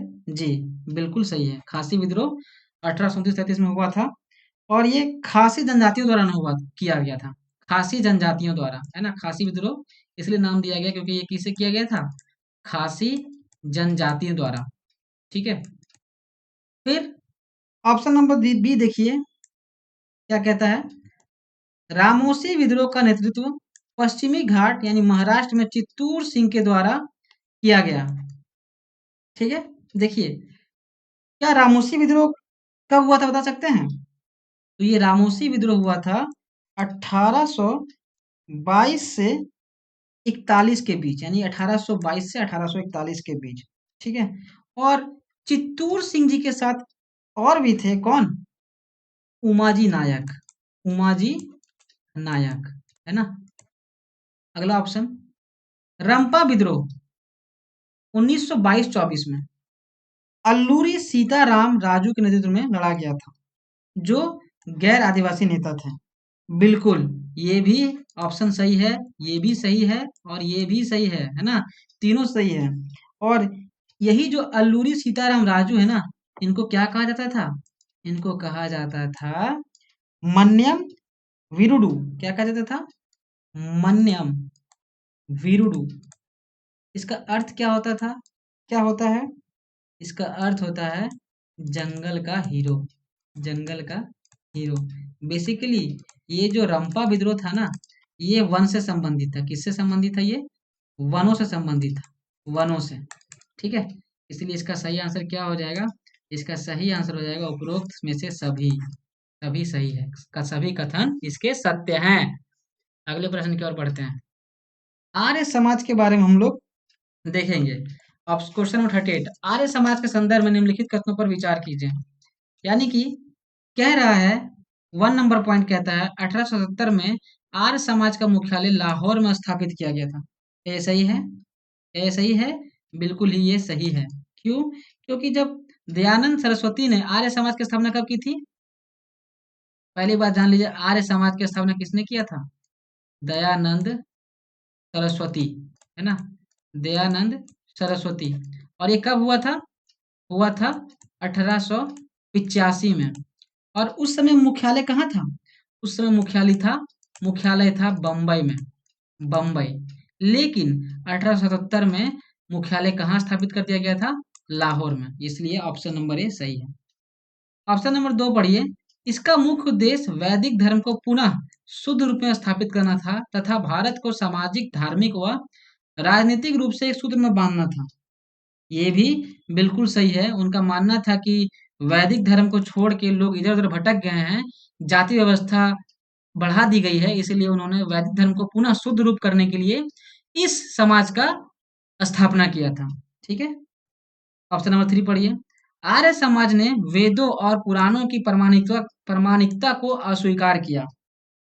क्या अस्वीकार किया था? नहीं, उन्होंने वेदों और पुराणों की प्रामाणिकता को स्वीकार किया था, उन्होंने एक्सेप्ट किया था। ठीक है।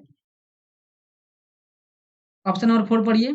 आर्य समाज ने वर्ण व्यवस्था के आधार पर समर्थन दिया। बिल्कुल, आर्य समाज ने जाति व्यवस्था को हटाकर किस पे बल दिया? वर्ण व्यवस्था पे। यानी कि उन्होंने जाति व्यवस्था को नकारा और वर्ण व्यवस्था को अपनाया। वर्ण व्यवस्था वही व्यवस्था है जो वैदिक काल में चला करती थी। ठीक है। इसलिए इसका सही आंसर क्या हो जाएगा? 1, 2 और 4। ऑप्शन नंबर सी, 1, 2 और 4। अगला प्रश्न, 39वां प्रश्न कहता है, निम्नलिखित युग्मों में से कौन सुमेलित नहीं है? बताइए कौन सुमेलित नहीं है? राजा राम मोहन राय, सभी जानते हैं, इनसे इनसे सब परिचित हैं, बहुत बड़े हमारे समाज सुधारक थे, है ना। राजा राम मोहन राय ने क्या किया था? तो इन्होंने 1828 में ब्रह्म समाज की स्थापना की थी, 1828 में। और इन्होंने एकेश्वरवाद, है ना, यानी कि सबका ईश्वर एक ही है, एकेश्वरवाद की एकेश्वरवाद को बढ़ावा दिया था। यानी ये तो सही है, ये तो होगा नहीं, ठीक है ना। स्वामी दयानंद सरस्वती, ये कौन है? क्या स्वामी दयानंद सरस्वती ने, अभी मैंने बताया, आर्य समाज की स्थापना किया था, है ना, यानी कि ये भी सही है, यानी कि ये भी ऑप्शन नहीं होगा। स्वामी विवेकानंद, है ना, स्वामी विवेकानंद रामकृष्ण मिशन, रामकृष्ण मिशन ये स्वामी विवेकानंद द्वारा किया गया था, यानी ये भी ऑप्शन सही है, यानी क्वेश्चन के हिसाब से ये इसका आंसर नहीं होगा। रामकृष्ण मिशन के बारे में अगर देखें हम, तो 1897 में कोलकाता में, कहाँ में, 1897 में कोलकाता में इसकी स्थापना की गई थी, ठीक है।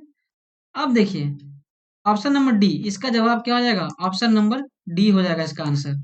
महादेव गोविंद रनाडे थियोसॉफिकल सोसाइटी से नहीं जुड़े हुए हैं। थियोसॉफिकल सोसाइटी जो है ना, ये 1875 में, कब? 1875 में, कहाँ पे? न्यूयॉर्क, न्यूयॉर्क में किसने बनाया था? हेलेना ब्लॉत्स्की, हेलेना ब्लॉत्स्की और कर्नल हेनरी अल्कॉट ने, कर्नल हेनरी अल्कॉट ने इसका स्थापना किया था। तो महादेव गोविंद रनाडे इसका आंसर हो जाएंगे, यानी ये इनसे सुमेलित नहीं है। आइए बढ़ते हैं अगले प्रश्न की ओर। वर्ष 1944 की सर्जेंट रिपोर्ट के अनुसार प्राथमिक स्तर पर किस आयु वर्ग के बच्चों के लिए पूर्णतः निशुल्क और सार्वभौमिक शिक्षा का प्रस्ताव रखा गया था? ये सारे डायरेक्ट फैक्चुअल प्रश्न हैं, इसमें तो कोई एक्सप्लेनेशन करने की आवश्यकता है नहीं। इसका सही जवाब हो जाएगा ऑप्शन नंबर बी, 6 से 11 वर्ष। याद रखिएगा 1944 का सर्जेंट रिपोर्ट था, उसके अनुसार 6 से 11 वर्ष के बच्चों को पूर्णतः निशुल्क और सार्वभौमिक शिक्षा का प्रस्ताव रखा गया था, ठीक है। अगला प्रश्न 41वां, वुड्स डिस्पैच, सभी को जानते होंगे इसके बारे में, है ना। इसके बारे में बताना है कि कौन सा कथन सत्य है। अब वुड्स डिस्पैच के बारे में अगर बात करें तो पढ़ते हैं पहला, सहायता अनुदान व्यवस्था, ग्रांट्स इन एड शुरू की गई थी, क्या ये सही है? जी, ये बिल्कुल सही है, ठीक है ना। मैं आपको बता दूं जी, वुड्स डिस्पैच है ना, ये ब्रिटिश सरकारी दस्तावेज था, है ना, ब्रिटिश सरकारी दस्तावेज थे। आगे ऑप्शन पढ़ते हैं, विश्वविद्यालय की स्थापना की सिफारिश की गई थी। जी, इस दस्तावेज के अनुसार विश्वविद्यालयों की स्थापना की सिफारिश की गई थी, ठीक है।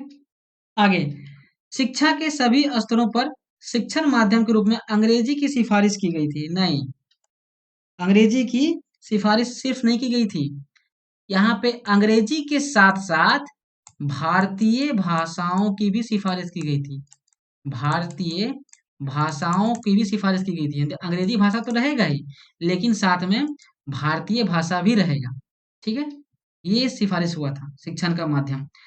और अगर वुड्स डिस्पैच के बारे में अगर जाने कुछ, तो 1854 में ये आया था। कब आया था? 1854 में। और इसी को क्या कहते हैं? मैग्ना कार्टा, ठीक है। क्या कहते हैं? अंग्रेजी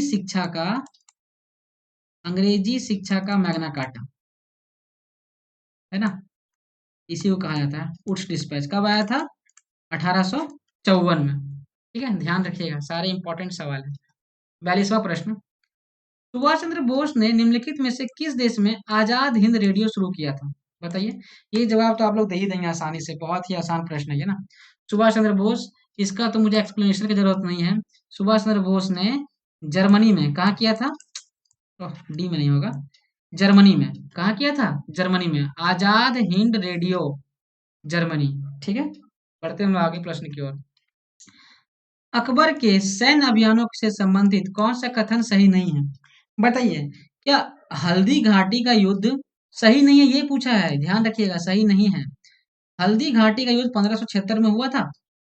हाँ जी, बिल्कुल ये हुआ था, है ना। कश्मीर विजय, अच्छा ठीक है। हल्दी घाटी की बात करें तो ये किससे किसके बीच हुआ था? तो यहाँ पे थे मेवाड़ के शासक, कौन थे? मेवाड़ के शासक थे महाराणा प्रताप, महाराणा प्रताप जी, है ना। और अपोजिशन में कौन थे? सेनापति, किसके? अकबर के। कौन थे उस समय? बोलिए।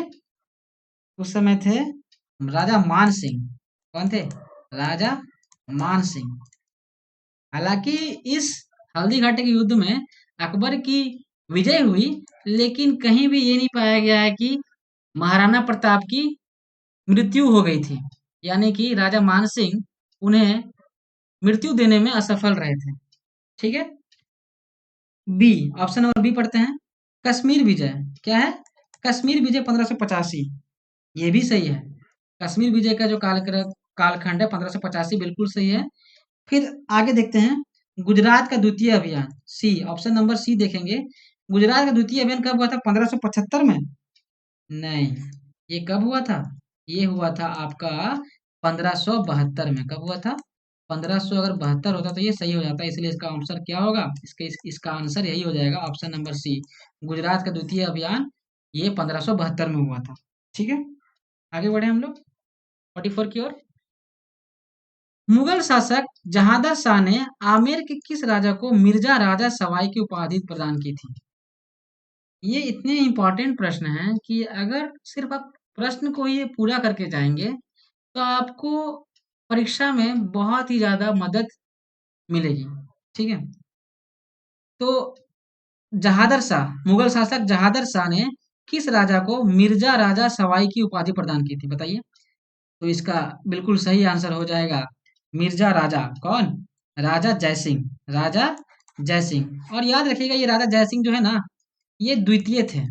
इनसे पहले एक और राजा थे, राजा जयसिंह, राजा जयसिंह प्रथम, राजा जयसिंह प्रथम।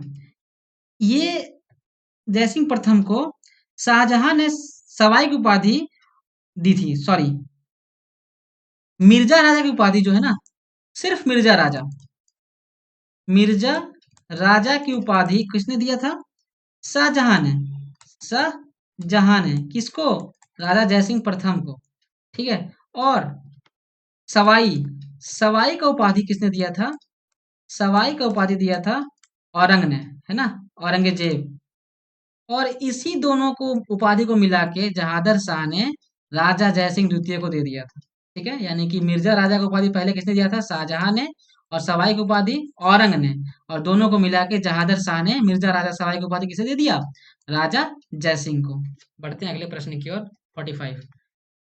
मुगल सम्राट औरंगजेब ने किस वर्ष मारवाड़ अभियान के दौरान हिंदुओं पर पुनः जजिया कर आरोपित करने का निर्णय लिया? बताइए, जजिया कर पुनः कब लगाया गया था? इसका सही आंसर हो जाएगा ऑप्शन नंबर डी, 1679। अच्छा, जजिया कर समाप्त किसने किया था? अकबर ने, है ना, अकबर ने। कब? 1564 में। जजिया कर जो है ना, गैर मुस्लिम लोगों पे लगता था, यानी कि अगर आप गैर मुस्लिम हैं, यानी आप मुस्लिम नहीं है, तो आपको जजिया कर देना होता था। ठीक है, बढ़ते हैं अगले प्रश्न की ओर। निम्नलिखित निम्नलिखित में से किस ऐतिहासिक स्रोत में हमें राजन की शक्तियों, कबीलाई युद्धों जैसे दसराग युद्ध और वैदिक कालीन राजनीतिक संगठनों के क्रमिक विकास का ज्ञान प्राप्त होता है? आपने इस युद्ध के बारे में सुना होगा, दसराग युद्ध, कहाँ सुना है? बताइए कहाँ सुना है? आपने इसे ऋग्वेद में सुना होगा, है ना, ऋग्वेद, ऋग्वेद आपने सुना होगा। ऋग्वेद का किसमें? ऋग्वेद में सातवें मंडल, ऋग्वेद के सातवें मंडल में इस युद्ध का वर्णन मिलता है। सातवें मंडल में इस युद्ध का वर्णन मिलता है, आप लोगों ने इसे जरूर पढ़ा होगा, इसलिए इसका आंसर क्या होगा? ऋग्वेद। आइए अगला प्रश्न देखते हैं, फिर से वही ऋग्वेद के ऊपर ही प्रश्न है। 47 नंबर प्रश्न। ऋग्वेदिक काल की राजनीतिक प्रणाली के संदर्भ में कौन सा कथन सत्य है? राजनीतिक प्रणाली के बारे में जानना है, ठीक है। ऋग्वेद मुख्य रूप से आर्यों के राजनीतिक इतिहास और उनके कबीलाई ढांचे को समझने का आधार है। क्या ये सही है? बिल्कुल, हमने पिछले वाले प्रश्न में भी देखा था, है ना, आर्यों के राजनीतिक इतिहास और उनके कबीलाई ढांचे को समझने का आधार है, सही ऑप्शन है। और टू क्या कहता है, देखिए, इसमें विदत, इसमें विदत सभा और समिति जैसे लोकतांत्रिक संस्थाओं का उल्लेख मिलता है। जी बिल्कुल, और ये विदत जो थी ना, ये सबसे पुरानी थी, सबसे पुरानी। और ये क्या है? ये सब, ये तीन चीज क्या है? ये तीनों चीज है लोकतांत्रिक संस्थान, ठीक है ना। और ये जो चीजें हैं विशेषकर कहाँ कहाँ मिलती हैं? ऋग्वेद और प्लस अथर्ववेद में भी इनका जिक्र होता है, देखने मिलता है, ठीक है, अथर्ववेद। इसलिए इसका सही आंसर क्या हो जाएगा?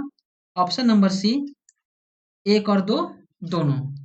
अगला प्रश्न, ये देखिए यहाँ पे कुछ प्राचीन नाम दिए गए हैं और उसके यहाँ पे आधुनिक अर्थ दिए गए हैं। ठीक है, तो आपको सिंपली इसमें क्या करना है, मिलान करना है। यानी कि आपको देखना है कि उर्वरा किसे कहते थे। तो उर्वरा उस समय कहते थे उपजाऊ भूमि, जैसा कि नाम से पता चल रहा है उर्वरा, उर्वरा मतलब उपजाऊ भूमि। सीता, सीता किसे कहते थे, हल की बनी नालियां, बिल्कुल सही। अवल, अवल किसे कहते थे, तो अवल कहते थे कुआं को। उर्दुर, उर्दुर किसे कहते थे, अनाज मापने वाला यंत्र को। बहुत इंपॉर्टेंट है, सवाल आ जाते हैं कभी कभी एग्जाम में। ठीक है, तो इस हिसाब से इसका सही आंसर क्या हो जाएगा, ए बी सी डी, यानी कि 1 2 3 4, यानी कि ऑप्शन नंबर सी। अच्छा, इसके अलावा कुछ नाम आप और याद रखिएगा, जैसे नाम याद रखिएगा कुशीद, और एक नाम याद रखिएगा क्या, अनस। ठीक है, तो कुशीद किसे कहा जाता था, तो कुशीद कहा जाता था, कुशीद कहा जाता था ऋण लेने तथा बलि देने की प्रथा, बलि देने की प्रथा को क्या कहा जाता था, कुशीद। ठीक है, और अगर अनस की बात करें तो अनस, आधुनिक नाम क्या है अनस का, बैलगाड़ी। एग्जाम में आ सकता है, बहुत ही इंपॉर्टेंट सवाल है। अगला प्रश्न, क्वेश्चन 49, आदि शंकराचार्य द्वारा स्थापित 4 मठ कहाँ स्थित है, आदि शंकराचार्य द्वारा स्थापित 4 मठ कहाँ स्थित है, तो इसका सही आंसर हो जाएगा द्वारका, जोशीमठ और पुरी और श्रृंगेरी। ये कहाँ कहाँ है बताइए तो, जोशीमठ, द्वारिका, पुरी और श्रृंगेरी। आपको पता होना चाहिए कि आदि शंकराचार्य जो थे, ये चारों दिशाओं में इनका मठ स्थित था। चारों दिशा में, कहाँ कहाँ, चारों दिशा में इनका मठ स्थित था। ठीक है ना, चारों दिशा बोले तो जैसे देखिए जोशीमठ, जोशीमठ कहाँ है, ऑप्शन नंबर सी इसका सही आंसर होगा, ऑप्शन नंबर सी, है ना, ऑप्शन नंबर सी जोशीमठ।